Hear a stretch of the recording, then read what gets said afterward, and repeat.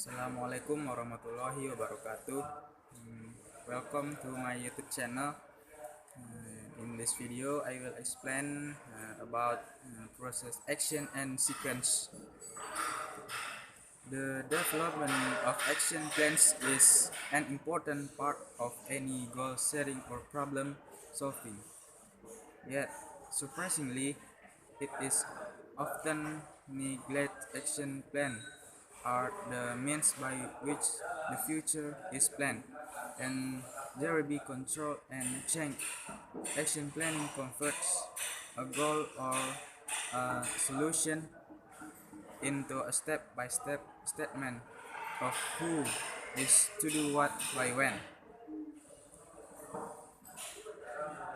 I have called the technique described here event track. It uses effective small group process for information collection and analysis. By using it, you decide a goal. You then develop an initial sequence of action to achieve it. This gives you a rough action plan. You then refine the initial plan. First, you identify where it might go wrong. Then you decide how you work. Now it has gone wrong and what you might do about it. This approach gives you a double action plan. Your purpose is to get from where you are to where you want to be. Part of the action plan describes in detail how you are going to do that.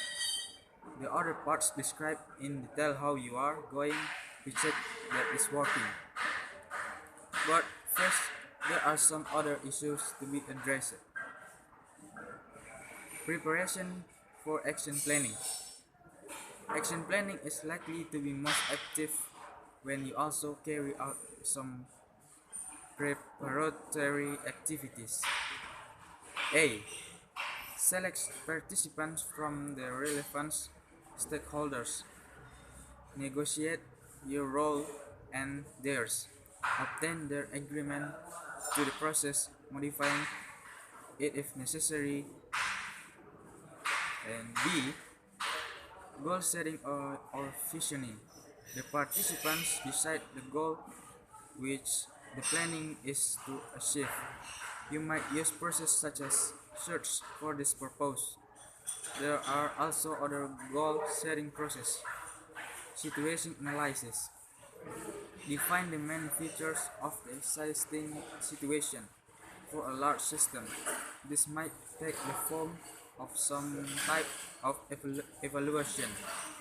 In a small group setting, there are processes such as force field analysis which are effective.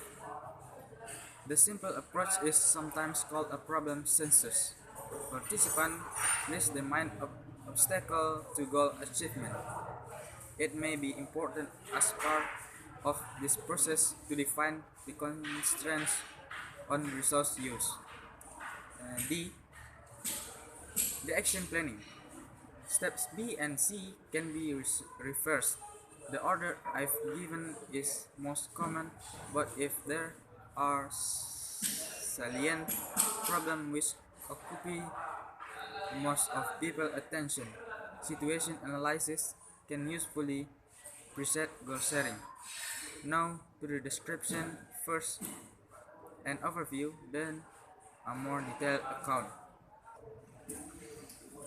An overview of event track. The overall product as described here has 7 main phases. After describing the solution from a previous stage of problem solving as a mutually desired goal. 1. Generate a list of actions which might occur on the event track from now to the attainment of that goal. 2. Identify any other events which would have to occur to bring about any of the key events. 3. Add them to the event track. Then, for each key event in turn, 1. Identify any other events which have to occur. 2. Identify the assumption made in compiling the event track. Build into the plan necessary checks on the assumption, including assumptions about coordination between part of the plan. 3. Identify problems most likely to lead to failure of the action plan. Develop preventive or contingency plans and plans for monitoring progress and this to the event track. 4. Include occasional reviews to check that the goals is still appropriate. I've described this as if you are doing the planning, and indeed, perhaps you are more likely to you are facilitating the process. The stakeholders are doing the planning. Edit, edited description. Here is the event track described in detail. If you are interested only in an overview, you can read the main steps and skip the sub-steps. A. Develop a rogue action plan. This description assumes that you have already defined the goal in a previous activity. The first page has the step, list possible action, choose key event, and arrange them in sequence. B. Refine the action plan. In this page, the rogue action plan from page 1 is amplified and made more verbose. Other events which must occur are first identified. Potential problems are then identified and dealt with. Each event is recorded in the form. Who will do what by when? The who is a member of the team. 4.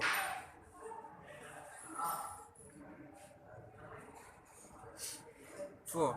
Identify other key event. For each key event in turn, identify other events which have to happen. 5. Check assumption. 6. Plan for potential problems. 7. Add regular goal reviews. Okay guys, that's all my video in this time. Hopefully may be useful. And don't forget to like, comment, share, and of course subscribe this channel. And finally, assalamualaikum warahmatullahi wabarakatuh.